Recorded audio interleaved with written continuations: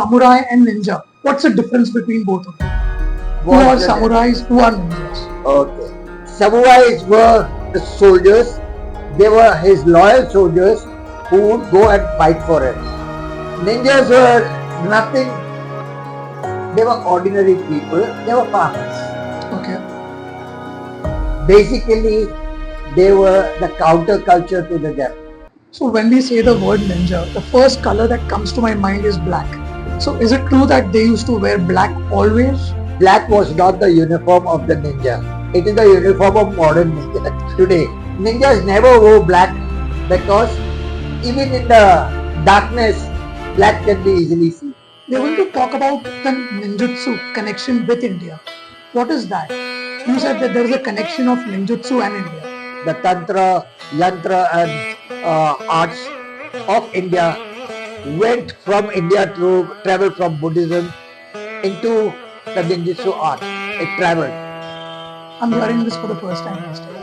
आप तभी फाइट करो जब आपकी सिचुएशन बेटर हो, ना कि जब सामने वाले की सिचुएशन बेटर हो. I will tell you what is the philosophy of ninjutsu. Philosophy of ninjutsu states that it uses creativity as a first line of preventing danger. When he cannot prevent danger, he tries to avoid. When he cannot avoid, he tries to confuse. When he cannot confuse, he tries to dissuade. When he cannot dissuade, he hurts. When he cannot hurt, he injures. When he cannot injure, he maims. So only when the total cosmos demands, then he becomes a messenger to kill. Did female ninjas cross their limits to get the information?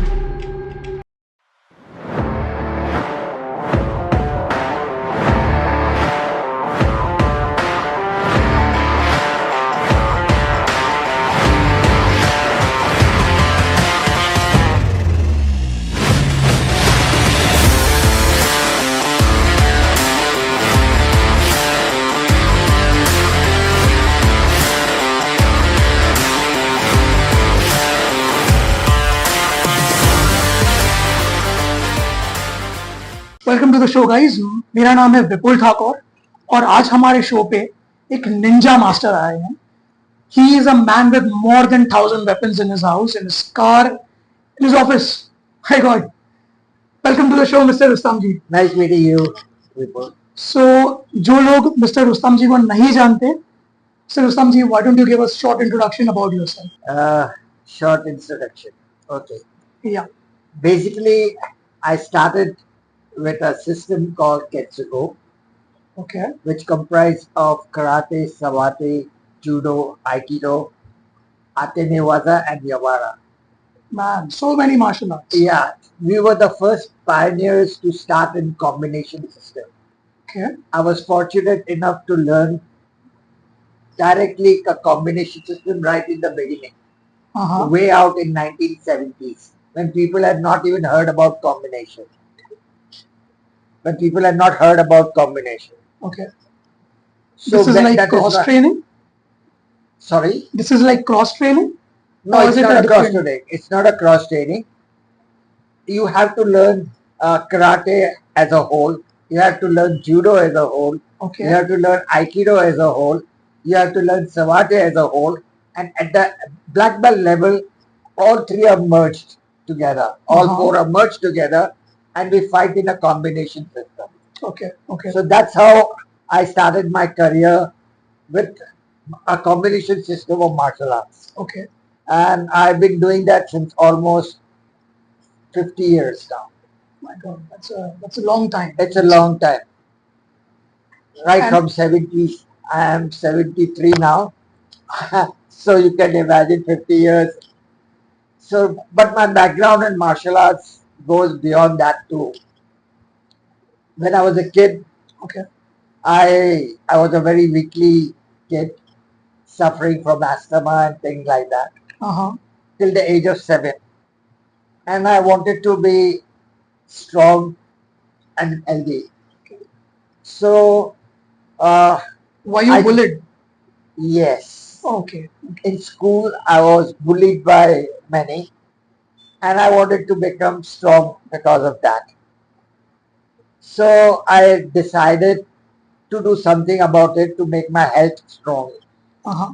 So when I was 11 years old, my grandmother gave me a book Mhm. on physical culture.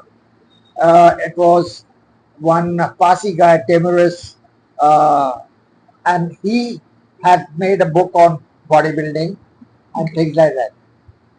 So she gave me the book and I started using that book to strengthen myself. Slowly I went to a gym and I started building my body. I joined famous physical culture house and soon within 3 to 4 years I improved my physique, improved my strength. Okay. Simultaneously, while I was in school, I had local friends. They had done little bit of jiu-jitsu and wrestling. Mm-hmm. So those were the two things that was thrown to me and martial arts. And we would sometimes rough and tough practice on the beaches or in the garden, chopati, or go to Victoria Garden and practice a little bit of wrestling and jiu-jitsu techniques. Then sometimes I used to go to Chopati, Okay. and there I used to see kalaripayattu, Kalaripayattu. I'm saying that right. Indian martial arts. Okay. And I used to see them using lathi, using swords, using urmi, and I was very fascinated that one day I would learn that martial art too. Okay. So that's how my story ran. As I progressed, I came towards ninth standard. I used to go to the tuition class from Govale Tank to Grant Road, crossing the Grant Road Bridge. As I crossed the Grant Road Bridge, over there overlooked a school which was practicing martial arts. So in the evening, I was to come and watch them practicing martial arts. Of course, I could not afford. My parents were not rich enough. But I said one day I will study martial arts. Okay. Also, my fascination for weapons was also from childhood. I used to see mythological period movies and war movies. They involve Indian sword fighting and things. And I used to carry, as a child, I used to carry a stick with me. Uh-huh. And I even used to sleep with the stick. I was so, and if somebody, sometimes they purposely would hide my stick and I would demand my stick and I would not sleep without that. So the affinity of weapons and studying martial arts was right from childhood. Then, as it happened that after completing my SEC in 1969, and I did a year of engineering college, and then I joined Sea Life. Okay. When I joined Sea Life, after 3 years of as a cadetship, I came down to Bombay for my second mate's exam, Okay. and I had a little bit of money. So I said, okay, I would like to join a class. Those days, Sensei Parvez Mistry, who used to teach karate, he was a pioneer since He 20 still years. teaches, He still right? teaches, and he was the founder of karate in India and In Bombay, back in then. back in then, in 1970s, while I was in school. Okay. And I've heard of him at that time. But I could not join, I told you, because of this. But so, what I used to do every day, I used to go to his class, watch how he used to train, and then one day I decided that I would go and join his class. Okay.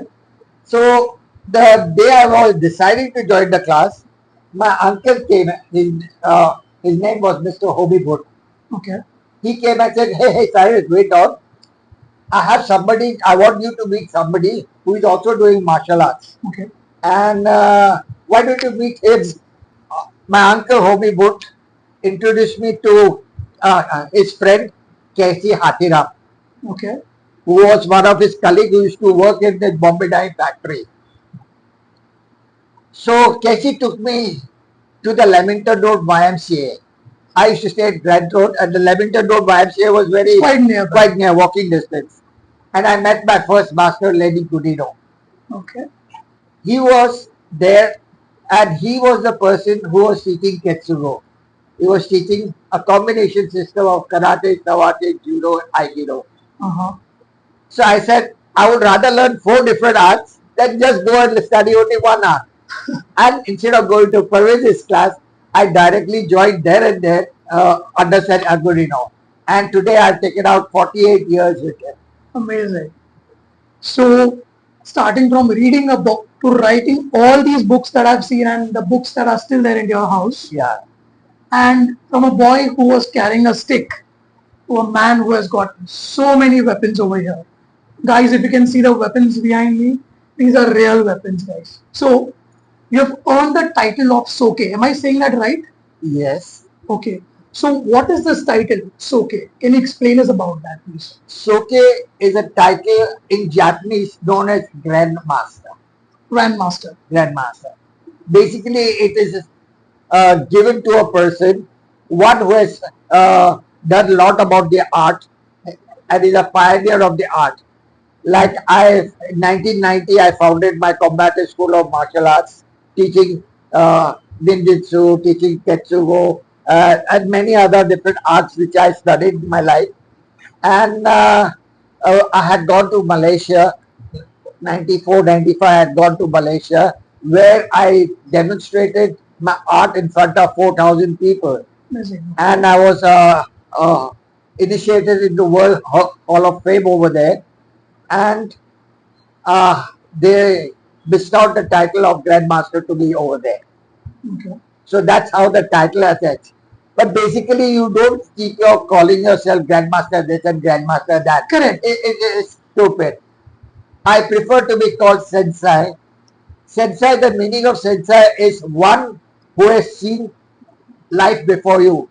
That is the word of Sensei in Japanese.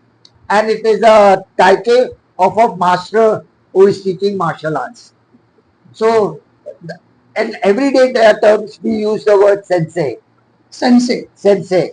Actually, correct pronunciation is Sensei. Some say Sensei and Sensei. They make their own pronunciations. But Sensei is the correct word for a person who teaches martial art, Japanese martial arts, is known as Sensei. If you are teaching a Filipino martial art, you are called Guru. If you are teaching Kung Fu martial art, then they call it Shaolin Master or Shaolin Master and things like that. So in different culture, they have different titles. So, what is the hierarchy when you reach a Soke and when you reach a Sensei? I mean, is it two different levels or is it one above the other? No. Soke, as I told you, is the ultimate title where you have done many years, in martial arts. Okay. Sensei is an everyday term when a student tells you about how it doesn't say grandmaster this or grandmother this. Uh-huh. So basically, in school you say sir. Right. In school you say sir. So in the class of which is called a dojo in Java, we call dojo. Dojo is the place where you practice martial arts, and there instead of sir, some people call you sir, Yes. but we prefer to be called sensei. Sensei. Yeah. So it is not a hierarchy. It is, as I said, sensei is a person who teaches martial arts. It's called a sensei, which is the best way to. If you address to another master, we call it sensei this, sensei this, sensei this. Got it. So, you are known as a ninja master and you are also a survival instructor. Let's concentrate first on the ninja master thing. Tell me about your ninjutsu journey. What is the martial art? What is this martial art ninjutsu? Okay. Basically, how I came across studying ninjutsu. Yes. That is the main point. What had happened is, I am a heavy reader, and I collect books from all over the world. I have about 2,000 books on martial arts in different topics and this and that. And during my search of books, I came across one book called The Invisible Assassin by Andrew Adams. Uh-huh. That was the first book on ninjutsu that came out. When I bought the book and I read the book, I got fascinated with the art. And I said, this is the art for me. Though Ketsugo, because I had a great knowledge in karate, samadhi, judo, and separate, so it is formed my pillar base for studying ninjutsu. Of course, most people do karate and then they said, okay, I have done karate and that's the end of it. Yes. And basically for me, I had already done karate, I had done judo, I had done aikido, well versed in all because I have a black belt in all these arts. Because ultimately you are tested how you fight when you are fighting with all these arts put together. So then you will say, Arey, what art do you want to go further? But as I said, this book, and it was very similar. It's like Ketsugo was a base and Ninjutsu was a platform on top of it. It's like a glove that is covering my hand. Mm-hmm. Ketsugo was my hand and the Ninjutsu was the cover and helped me to rise more higher. Okay. Another factor is because Ninjutsu is not an art. It is a system comprising of several different arts. Basically, when you say several different arts, it consists of 36 different arts. There are 18 arts of the samurai and 18 arts of the ninja. Total together takes 36 different arts to study. It is a lifetime study. So there's a hell of a lot to study, and every day, even today, I am learning something new and new and new and new. So I feel that the life becomes very, very short just to learn this art, which has got ocean full of knowledge in it. So I'm trying. It's not easy to practice all 36 different arts, but as much as I can do from each different and I studied under in my life over 20 different masters. Okay. One of the things was helpful to me is being in the merchant navy. Instead of going and whiling away my time in bars and things like that, I used to visit dojos and classes. Okay. And then I would meet a master. I would go and learn something from him. He would teach me something, and that's how I learned from different masters from all over the world. I've trained in Burma. I've trained in Argentina. I've trained in UK. I've trained in USA. I've trained in Japan. I've trained in Philippines. I've did, uh, I've trained in Russia. So it's I have been wherever my ship would go, I would seek some master and study from them. So this is very interesting. So you said two words over here. The first is samurai and ninja. Correct. Now, when these two words come to my mind, or when I see these two people, what's the difference between both of them? Who are samurais? Who are ninjas? Okay. Basically, have you heard about the knights? The knights. Knights. The knights in armor. The knights of armor. Yeah. And who were they? They were the soldiers of the king. Okay. Like in the UK, you had a king and then he had knights. They were his loyal soldiers who would go and fight for him.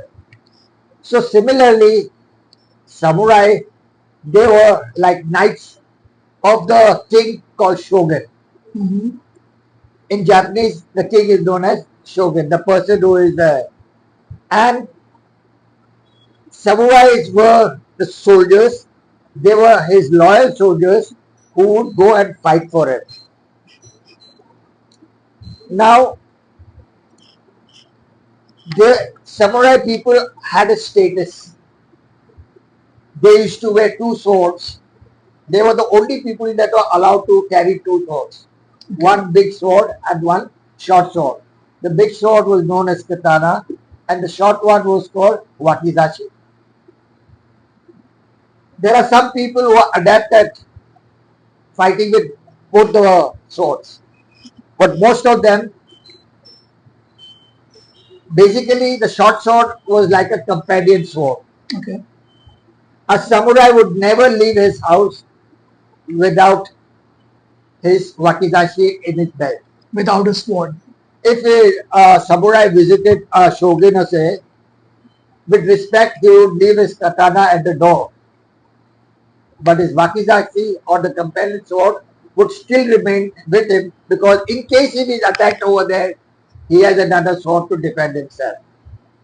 So that was the status of the samurai. That is about the samurai. And they, because Zen and Buddhism was introduced to the samurai, and because of that, they form a code of Bushido. So they had to follow the code of Bushido. The code of Bushido is something like loyalty, respect, courage, compassion. All the virtues of the military were, they had to abide by that and follow that. And if they had done any wrong, or they practiced the sword to that level that they would not fear death. And they were ready to give their life for the shogun at an instant. And if they had to die, they would ready to die and commit seppuku.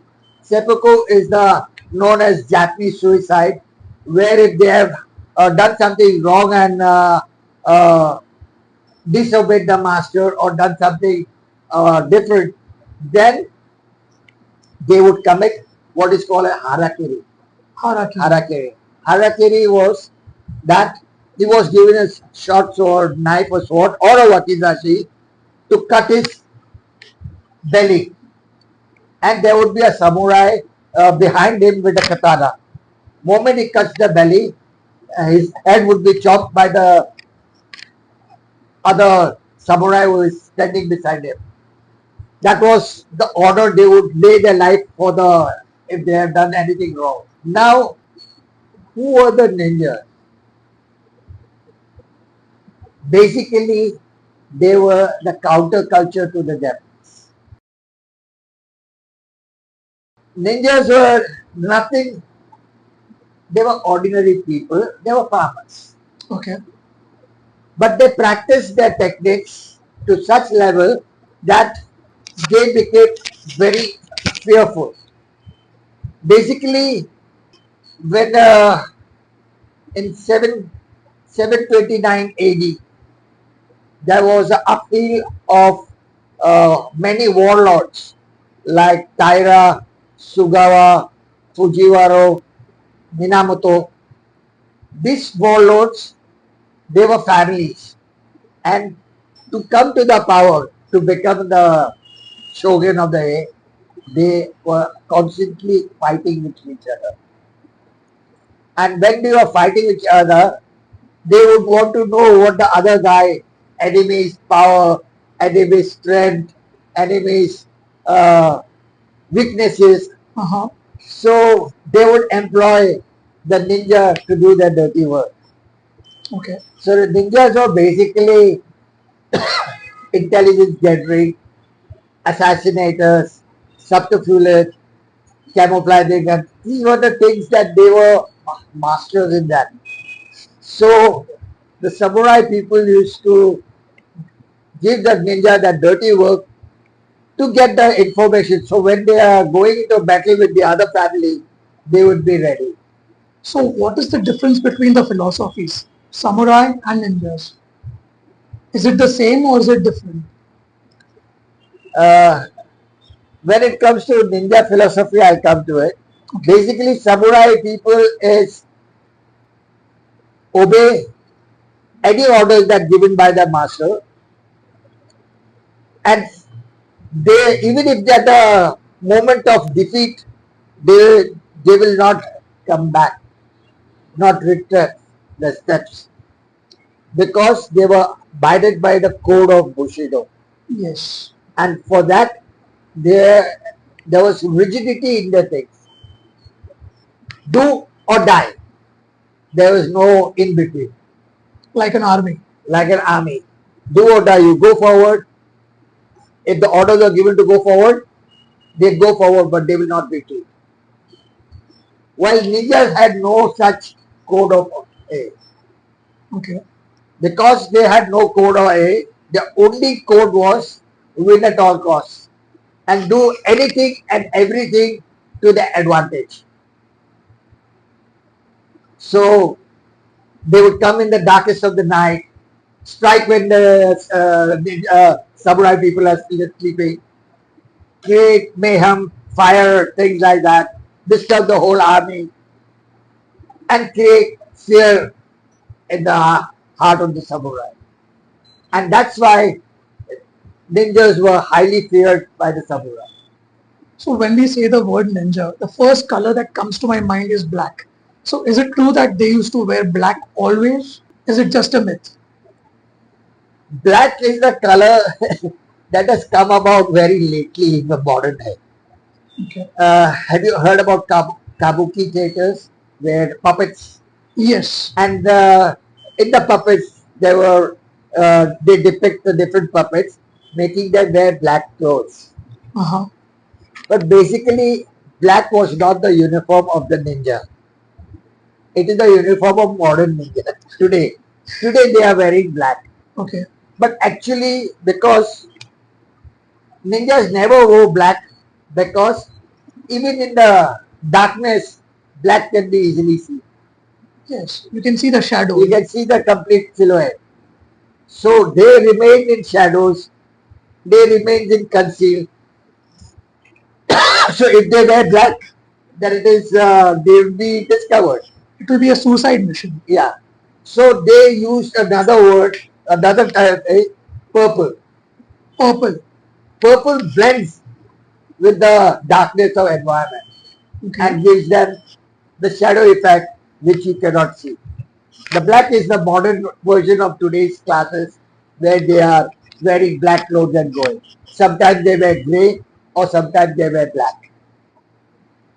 And if it's a female ninjas, then sometimes they wear a violet color. Okay. That was the dress code of modern ninjas. So you said that ninjas, I mean, they put it up as a spy, a modern day spy. They were spies only. If you notice that in World War II, a very famous spy was Mata Hari. Mata Hari, if you have heard of it during World War II, she used to go and give her charms and get the witnesses of the generals and get information from them. And that's how she had become very famous. Okay, so when we say female ninjas, I mean, I'm just trying to rephrase this question in a very, okay, let me ask you, did female ninjas cross their limits to get the information? Okay. Basically, female ninjas also came from the same family. Okay. There were no outsiders taken into the family. The ninjas were a set of family people, as I said. We'll come to the family, I'll talk later. But if we are female, we'll Yes. talk about this.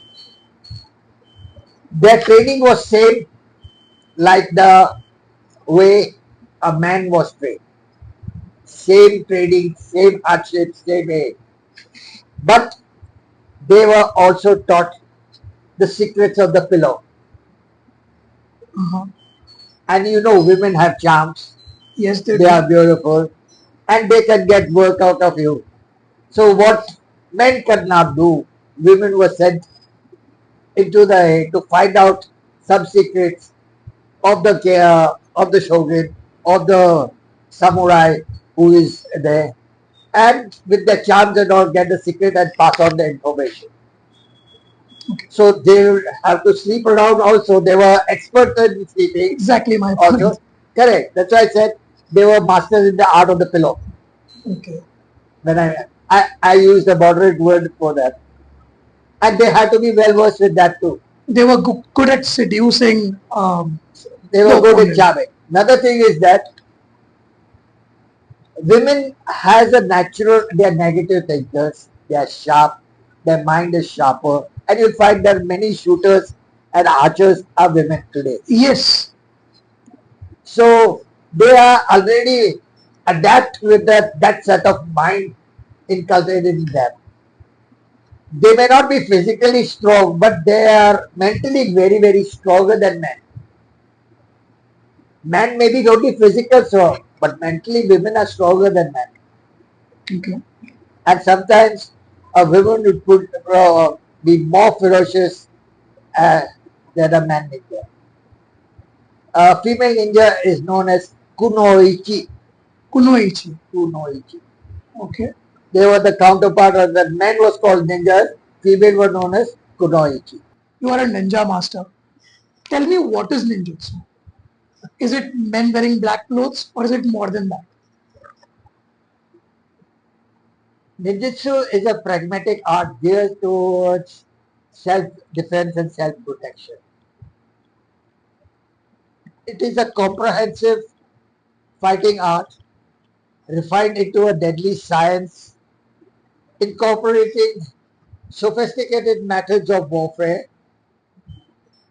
having a fine-tuning sessions of mental and physical conditioning, and ultimately illuminating you the awareness of developing one's mind, body, and spirit of a warrior. In short, this is what Ninjutsu means. One definition of ninjutsu. Complete definition. So, I'll ask you one more question over here. So, let's say ninjutsu. How do you say that this is different from any other martial art around it? No art is bad. Uh-huh. No art is bad. No art teaches you to do anything wrong. All arts help you in some way or the other.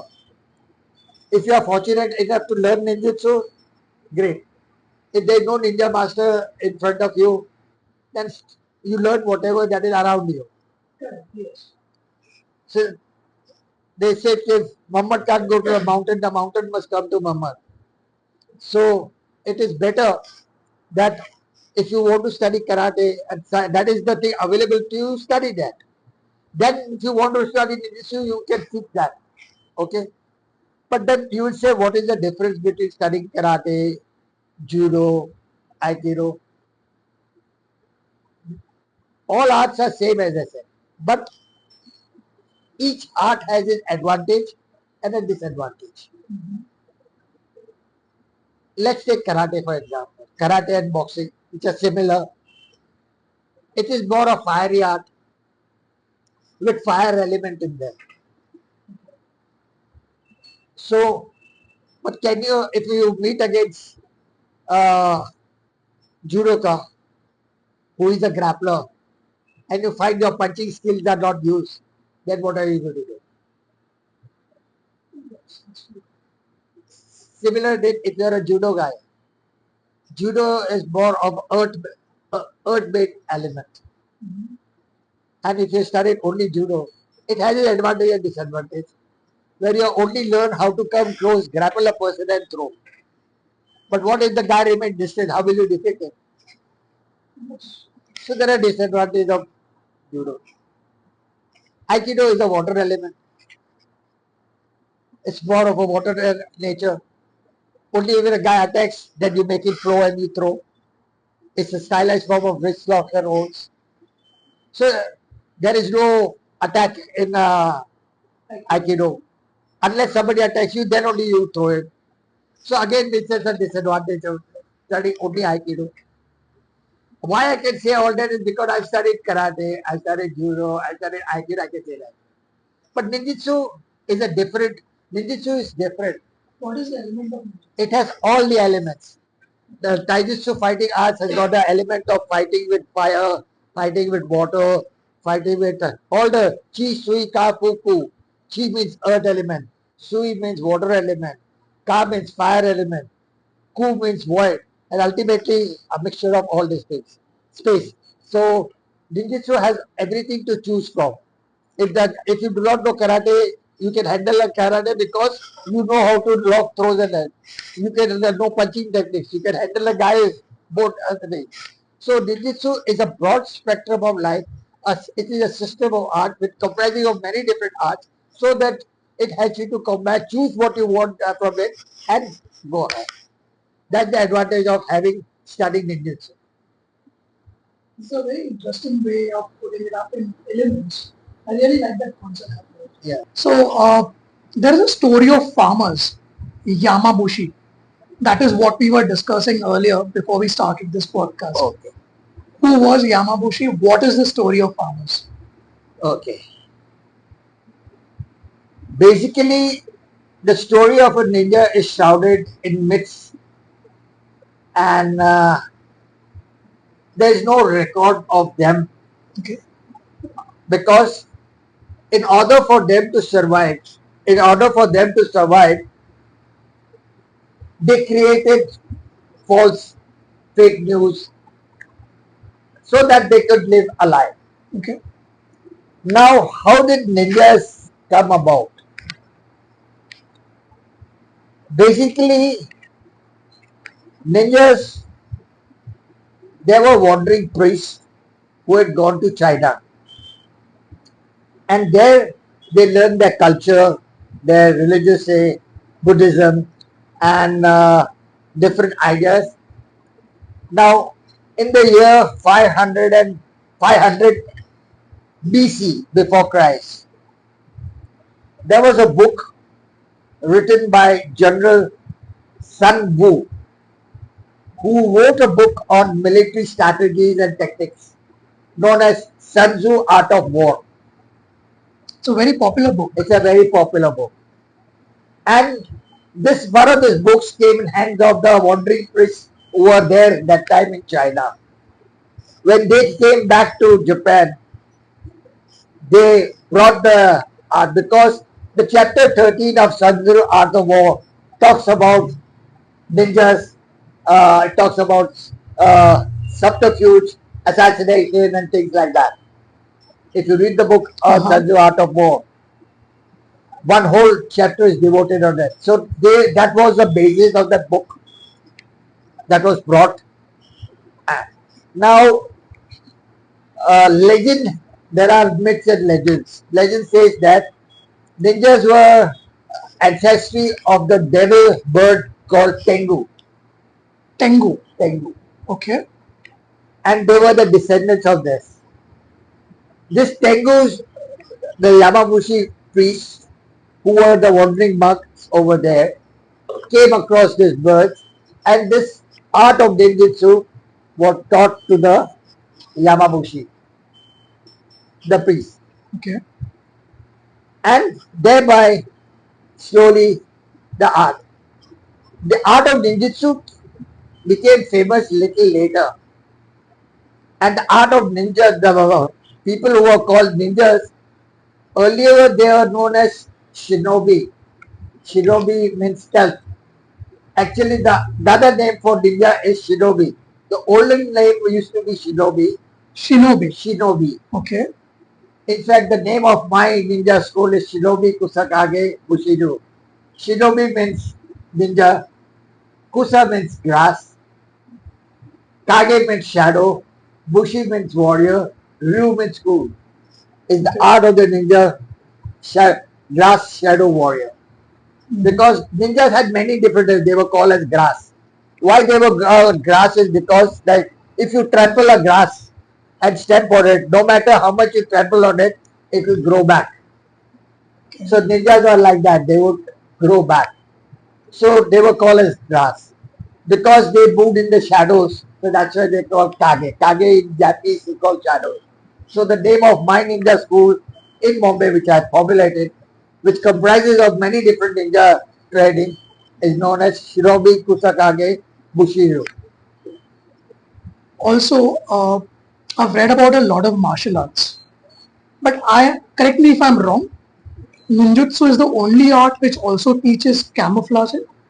Yes. Can you explain or can you tell me more about it, please? One of the 36 arts 36 out arts. of the 36 arts ninja is camouflaging. Okay. If you see, I am in a camouflage dress. Yes. So they wear dress according to the person. They would camouflage. Now, sometimes a ninja would not be wearing black or camouflage dress or a. Camouflage is a modern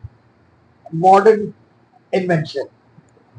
Wearing this type of clothes and in modern way the military started. Yes. If you notice in the World War I and II, nobody had camouflage that time. But after World War II, the camouflage clothes and they started coming in. So that is the modern information. But camouflaging means that they would come, attack, and become invisible by moving away. They would throw bombs, they would throw smokes, they would create mayhem and disappear. They are not like fighting wars one-on-one basis. Their job was to create disturbance and do their work and move out. Okay. You can say spoil the whole morale of the army, and when the army is demoralized, it's easier for the enemy army to come and conquer them. So when you say of camouflaging, is a basically is an art. Like suppose they are underwater, they used to use the weeds of bamboo, put it in the mouth and keep it outside, remain underwater and breathe to that. Okay. Like today they use snorkels, Yes. scuba divers. They are same principle, but ninjas are doing that. So ninjas would they show flying from a castle down. So they would use those like today you have those kites and all that being used. That was a technique used by ninjas to come from mountain to top, attack. So these are old methods now modified today for camouflaging and concealment. Okay. Why is camouflage is like an environment? Because in a jungle environment, if you see a face, you'll be able to see it very easily. So, in order to hide your face, the contours of your face, they use black, green, brown paints so that it would blend with the foliage and environment and they become invisible. Okay. And nowadays, every army has their own type of camouflage. Yeah. Including every country has a different type of face. We have snipers as well who are completely camouflaged. Camouflage. That is, snipers are there in each army. They have their own tactics and they way to camouflage and shoot from afar. They were accurate gunmen. When I came to your office, I saw your office is surrounded with, I mean, it has lots of weapons. Can I say it's more than 1,000 weapons over here? Not 1,000, but at least quite a few, over 100. Okay. Over 100 different type of weapons. Right. So many weapons over here. Yeah. And you make weapons as well. Yeah. So what's your thought process behind keeping these many weapons and promoting weapons? Out of the 36 different arts of ninja, there are 5 different arts which is dedicated only to weaponry. Okay. Okay. The first is bojutsu or the stick art. The stick art starts from 6 inches stick to 6 feet. A 6 inches stick is known as a yawara or a kongo. A 10 inches stick is called a tenbon. A 20 inches stick is called a baton. A 28 inches stick is known as an adis. A 3-foot stick is known as a hanbo. A 4-foot stick is known as a cho. And a 6-foot stick is known as a bow. Okay. So bojutsu is the art of sticks, comprises of all the different arts of the stick. Is it from 6 inches to 6 feet? Is it a part of ninjutsu? Yes. Okay. That's why there are many. Uh-huh. Okay. Then came bikinjutsu. Bikinjutsu means bladed arts. In bladed arts, you have the samurai swords, different types of swords. Then there are ninja swords called ninjato. And there are long swords and short swords, wakizashi, ko-wakizashi, tanto, the smallest of the. So there are different type of blades, bladed arts. So bikinjutsu is all about the bladed arts, anything to do with the blades. Okay. So when we say blades, what weapon is this over here? Tanto. Okay. This comes in bladed arts. Bladed arts. Okay. It has a particular shape, diamond cut, can you see? It's not like the normal Can you show me that other knife? Now if you see the shape, Uh-huh. this is called a bowie shape. or a spear shape. Okay. While this is called a tanto, it has a distinctly shape of a Japanese sword and Japanese sword. Okay. Kusarigama means chain arts. In chain arts, there are 2 feet chain, 3 feet chain, 6 feet chain, many different. Nunchaku is a part of this? Nunchaku, Sanchaku, they are also part of it. Yes. Okay. Okay. They're part of the chain, but they are, I'll tell you a little different about that. Okay. I'll come to that. Chain art is like Mandiki Kusari. It's a 2 feet chain with weighted ends. Basically, it was developed by ninjas carry it. It's called a smaller version called Kusari Fundo, and the samurai people carry it. It's called Manriki Kusari. Manriki means 1,000 power. Kusari means chain. Chain with 1,000 power. That is called Manriki Kusari. Basically, it was used invented by a monk who used to guard the temples. Okay. Now, when you fight with the sword, there is a lot of bloodshed. Yes, it is. The blood goes here, this and that. So, when people attack in the temple, they don't want bloodshed because it's a sacred place. Yes. So that's why he invented the weapon called Manriki Kusari, by which it is as powerful as I said, Manriki means power of 1,000 men. Uh-huh.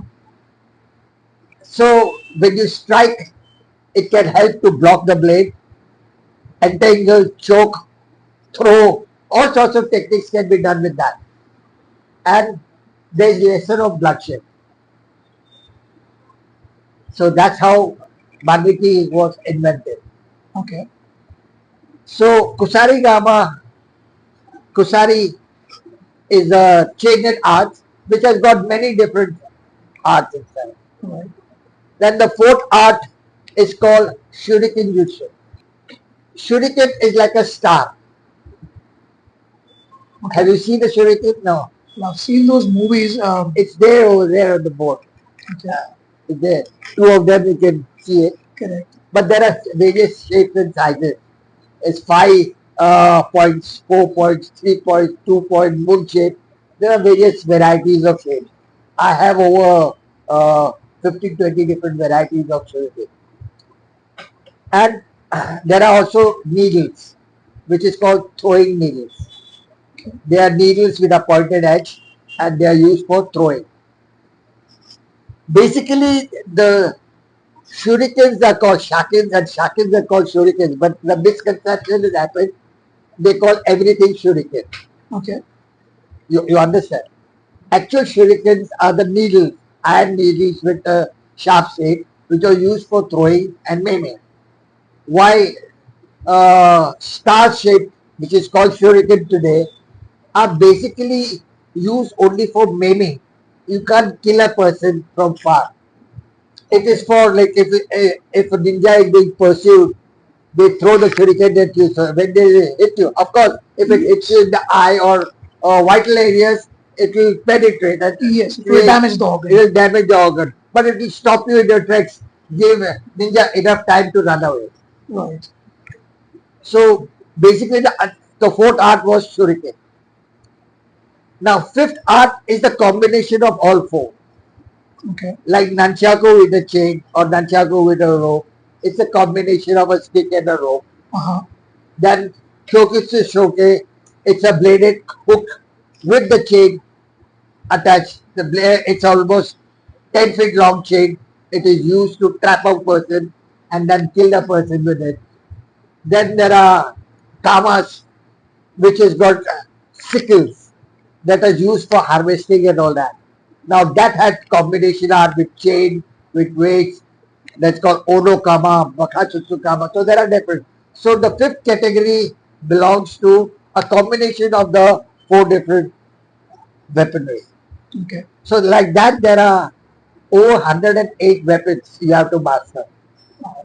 Okay.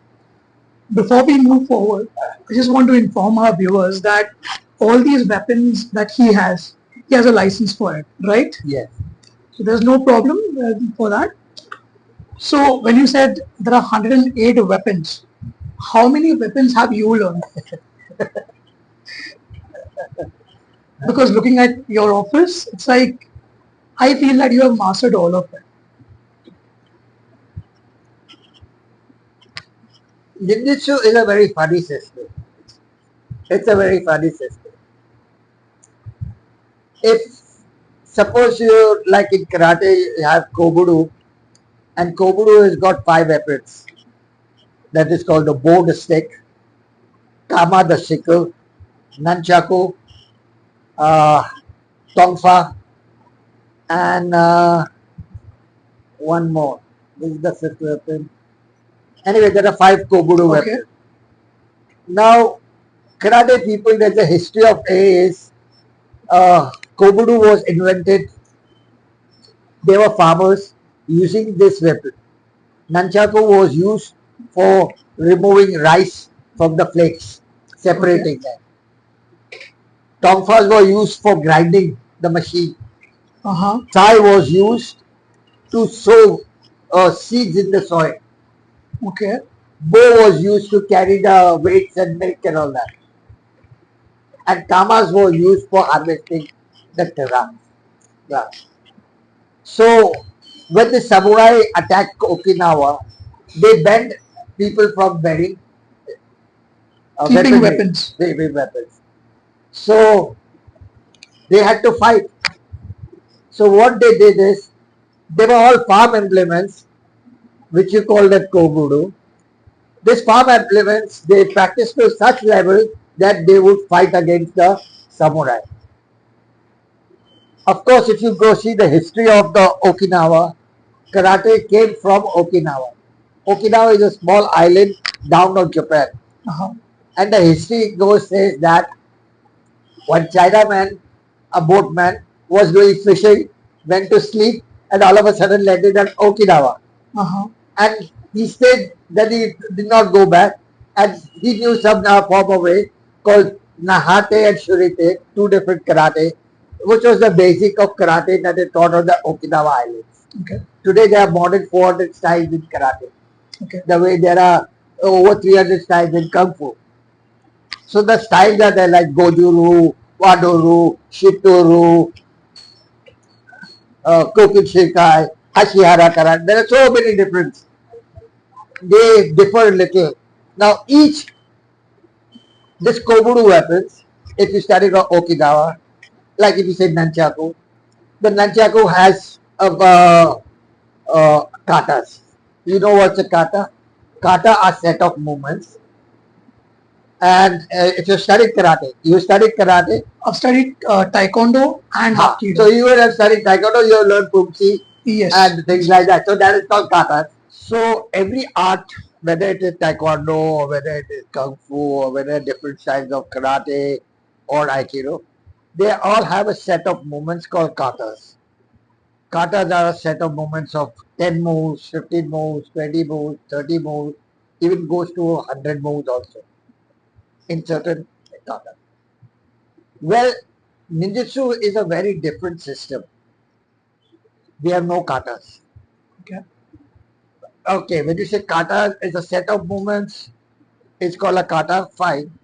But our movements are very small. 3 moves, 5 moves, 6 moves, and the game is over. Right. There is nothing as long, elaborate katas. Basically, teaching of ninjutsu is way of teaching techniques. You teach techniques, and with the help of techniques, you learn the principles. And once you have studied the principles, then you forget the techniques because you can make your own techniques. Absolutely. So basically, you don't have to remember elaborate katas. While in karate and taekwondo, I got nothing against the kata. It is helpful. But if you don't practice those katas which is there, the thing is forgotten and then that's the end of it. Yes. While in ninjutsu, we don't have that type of a thing. Also now when it comes to weapons, now in Kobudo, when I talked about the 5 different weapons, Nunchaku has 5 katas, Bow has 5 katas, Kama has 5 katas. So each instrument has 5 katas, 7 katas, 10 katas. If you add up all that, it will make over 100 katas. You don't have the time, you don't have the in modern world to practice so many katas and to remember them also. Right. So ninjutsu has a unique way of system. Everything is based on taijutsu. Taijutsu is unarmed combat. Mm-hmm. And when you study unarmed combat, automatically you are studying weaponry also. For an example, if I do an Ichimonji no Kame like that, okay, I take a knife. This is my Ichimonji no Kame. There is no separate stunts for a blade. Right. If I have a stick in the hand, it will become Ichimonji no Kame with a stick. If I have a sword in the hand, it will become Ichimonji no Kame with a sword. If I have a chain in the hand, it will become Ichimonji no Kame with the chain. So there is no separate katas for each weapon as such. So basically, when you learn the movements of unarmed combat, we utilize that with the weapon in the hand. Okay. So it becomes very easy to master any of the weapon which you study. So the key of learning weaponry of ninjutsu is you have to be a master of taijutsu. There are very few arts in the world that teaches armed combat and unarmed combat side to side. One of them are Indian art kalaripayattu, another is Filipino art arnis, and third is ninjutsu, where you are learning armed and unarmed together. Okay. Some people want to learn only armed, some people want to learn only unarmed, and some people want to learn both. It depends upon you. But ultimately, to have a full circle, you got to know armed as well as unarmed. So if you know ninja taijutsu techniques, I do the same techniques using the blade. I do the same technique using the stick. I using the same technique using the sword. And I use the same technique using unarmed. So I don't have to remember thousands of katas for each weapon. Of course, there are some few weapons, there are katas and techniques are there. So you learn the basic principle of each weapon, and once you study the basic of each weapon and you know your taijutsu, you can blend, and that's how you expand. That is the way ninjutsu is being taught. Correct. So when you say ninjutsu, I mean, this is how ninjutsu is being taught. You talked about weapons. You talked about unarmed techniques. You talked about weapons. Is there a philosophy behind it? Do we have a philosophy? What is the essence of ninjutsu? The essence of any military and martial arts is self-protection and survival. Uh-huh. Basically, all martial arts teach you the same, nothing different. The benefits of studying ninjutsu is you get courage, you have compassion, you have control, you have self-awareness, you have security, safety. These are the safety things which any given art which you study inculcates that. So basically, it's not different. But the philosophy of ninjutsu is different. Ninjutsu doesn't go around challenging people. Ninjutsu doesn't go around having competitions. Ninjutsu doesn't go around fighting a battle in a war and all that. For example, what the ninja tactics, I will tell you what a ninja tactic would be like. Suppose you have threatened me just now. Okay. So I want the consequences. Is it worth fighting or going in? Or it's better to walk away? For ninja, running away is no cowardice. Because they say, you run away, you live to fight another day, rather than fighting and showing your bravery. There are 20 people in front of me, and it's humanly impossible to fight 20 people with weapons and all. Though in movies and all they show something stupid. So, wouldn't be bravery for me to run away from that or avoid the situation. Right. rather than confront it. A samurai theory is different. Do or die. Beach होएगा, I will go in, whether I win or not. I will die. Ninja बोलेगा छोड़ो ना, मैं बाद में आके मारूंगा. बराबर. What he'll do is, he'll come in the middle of the night when you're nicely sleeping at 2 o'clock. Come, cut your throat and go away. His job is done. You are dead. You cannot attack him, and that's the end of the story. So basically, ninja philosophy is totally different. It's not confrontation. Chalo, you challenge me and I fight with you. No. It's not a sport art. Correct. It's not a sport art where you get points or a. It's just art for the streets that will help you to survive in the street. You study different weapons so that today nobody comes unarmed. Somebody comes with knife, somebody comes with bicycle chain, somebody comes with hockey stick.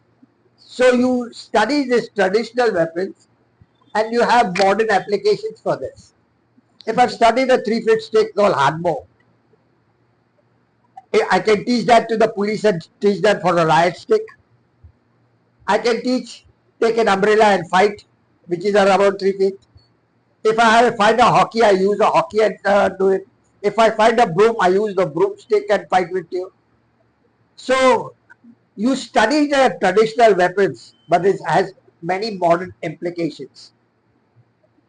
So you study the ancient weapons for modern use. That's the reason why you become master in many different arts.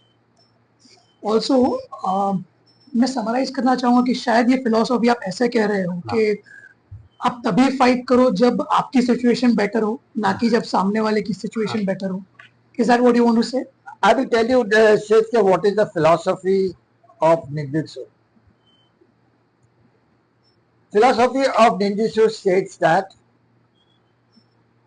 it uses creativity as a first line of preventing danger. When he cannot prevent danger, he tries to avoid. When he cannot avoid, he tries to confuse. When he cannot confuse, he tries to dissuade. When he cannot dissuade, he hurts. When he cannot hurt, he injures. When he cannot injures, he maims. So only when the total cosmos demands, then he becomes a messenger to kill. I like this philosophy, Master. You understand? Yes. For everything, he has a limit. You understand? That's why I said avoidance, if I run away, is not a cowardice, it's bravery. You are one of the few masters में से हैं जो जिन्होंने कलराई पैदू के बारे में बात की है. निंजुत्सु और इंडिया का क्या कनेक्शन है, और आपने कलराई पैदू भी सीखा है, तो ये तीनों के बारे में थोड़ा बहुत कुछ बताइए. When I went to train in Japan with Master Hatsumi, he told me, son, Indian has their own culture or things like that, because I've got books where Kalari people have gone to meet Hatsumi and showed him, and he knows what Kalari is like, and he has seen the demonstrations and fights and that. And Kalari is a mother of martial arts, they say. If you go to see if we talk about Kalari, it's a whole new way. Yes. But in short, it's one of the 66 arts of Shiva. Okay. Shiva is the master of Kalaripayattu. He taught Agastya the techniques and Pashuram. And Pashuram started teaching non-Brahmins the art, and that's how Kalari started. That's the small history of Kalari. And basically, it's similar. Unarmed combat, locking techniques, choking techniques, with stick and all that. Unfortunately, I have done Kalari myself. I went about 2 months and trained over there in Kochi, because I like our Indian culture. So when Hatsumi said, your own culture, you do not know, you come out, I felt bad. So moment when I came to India, I went and trained in Kalari also, to experience. Being your country art, and love for any art is good. So that's how I went and studied the art. We're going to talk about the ninjutsu connection with India. What is that? You said that there is a connection of ninjutsu and India. Yes. If you go to see that there is a thing called magic, Kujikiri, the Tantra, Yantra and arts of India went from India to travel from Buddhism into the ninjutsu art. It traveled. Tantra mantra in martial Yeah. arts. I'm hearing this for the first time, Master. Tell me more about it. It's a very deep philosophy of Tantra. Tantra is, there are different meditations. Like when you talk about Kuji, very few people actually, Ninjutsu practitioners, know about Kuji. Kuji are hand signs. There are about 9 hand signs in which you use different mudras. And each mudra has a specific, uh, uh, every mudra has some value. So when you go into the battle, you form that mudra. So you become more concentrated on that day and you go into the battlefield. So a lot of magic and things. Of course, I have not gone into the occult arts and all that, which is still far from me. But it would still guerrilla techniques. The ninjas were using guerrilla techniques. Shivaji was using the master of guerrilla. Wow. Yes.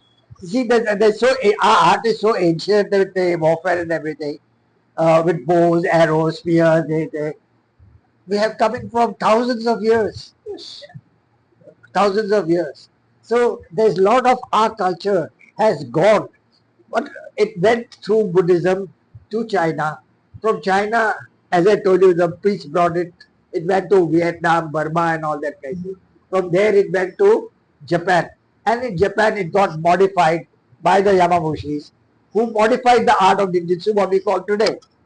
What I did was, I went to Japan and brought the art back to India. Refined art. Correct. You understand? So a lot of our art that has gone away and forgotten, which people don't practice, it's got modified and trained in Japan. I went to Japan and brought the thing back. It's like a circle. Absolutely. So that's how the Indian connection is.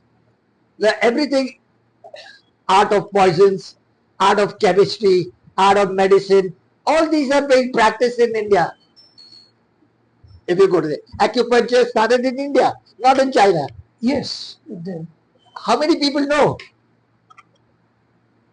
How did Very acupuncture come about? There was one, you see, if you, Mahabharata, who was the Bhishma? Bhishma Pitama, yes. Bhishma Pitama. Lot of arrows were on his head, but he did not die. Yes, because he had that Vardhan where he couldn't die. Ichha Mrityu, that's what we call it.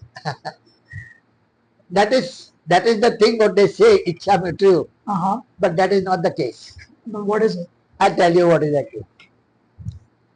You see, all the arrows that pierce his body, none pierce his vital points. Uh-huh. And that is the reason why he was lying, and which we do not know about. You see, what happened is, when they discovered, one of the king, what happened was, he wanted to know more about this. You see, what had happened, he observed that in the battle, when they were fighting with arrows and certain arrows were piercing the person's body, instead of harming they were becoming cured. Okay. So he started wondering why this is happening. You understand? Uh-huh. So what he did was, he had prisoners and he brought needles and he started poking needles into the prisoner's body and learn what is the reaction happening to them. That's how Marmam Vidya and all that. Marmakalai. Marmakalai and stuff. Basically, there are 400 points in the body, out of which 108 are some vital points, which are used in martial arts, any martial arts, whether it is Korean, Ninjutsu, Taekwondo, whatever it is. And then out of that, 36 are the killing points, and out of that, 6 are lateral, which you strike, a guy will not be revived. So when those arrows, Were, so that's how discovered the art of acupressure was discovered. Acupuncture was discovered. But it went more into China because with Buddhism, carried away by Buddhism and all that, and they practiced the eye of healing people, and it got more refined over there. okay. You also told me about the Mongolian tiger. What is that? Mongolian tiger, the 33rd Grandmaster of Hatsumi and Shoto Tarumara, who are now Soke of the Grandmaster. Hatsumi is the Grandmaster of Bujinkan, and Shoto Tarumara is the Soke of Genbukan. Now, actually, both were cousins. Okay. They were cousins. And Hatsumi needed somebody to practice with him to whatever turn.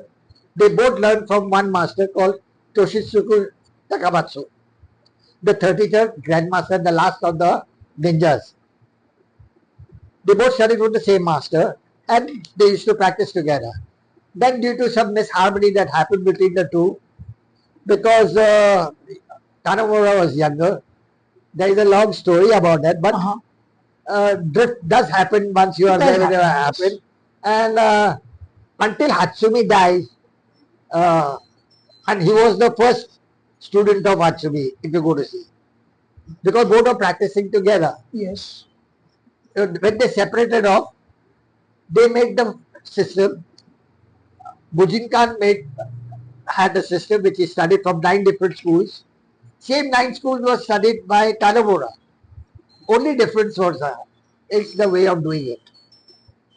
Now Hatsumi had like Kyokuru style, which had about 25-30 techniques. You study that school, you get second dan. Then you study Kotoru techniques, you get third dan. You get Shitoru, things like that, all the different arts. So like that, each art which you study, 9 schools, whatever techniques of 400 to 500 techniques were there. Right. So every grade from first dan to second dan, third dan had different schools, and Bujinkan has that, follows that way. Genbukan made something little different. He did 5 techniques of all the schools and made second degree, 5 different of other schools. Ultimately, you land up saying the same thing, but the method of doing it is different. Instead of learning one school completely, you learn only 5 techniques of that school in second dan, 5 techniques of the same school in third dan, 5 techniques of the same school in third dan, and 5 techniques in the fifth dan. But ultimately, the result is same. You will study same 400 techniques if you study all the schools. So there is no difference between Genbukan and Bujinkan. You understand? I get that. Yes. So so the Takamatsu, of course, gave his mastership to Hatsumi. You understand? Takamatsu also taught other people also, like Kinbe, Sato and all those other Japanese masters besides Hatsumi. Hatsumi was the youngest master and he gave the title to as the 34th master of Ninjutsu.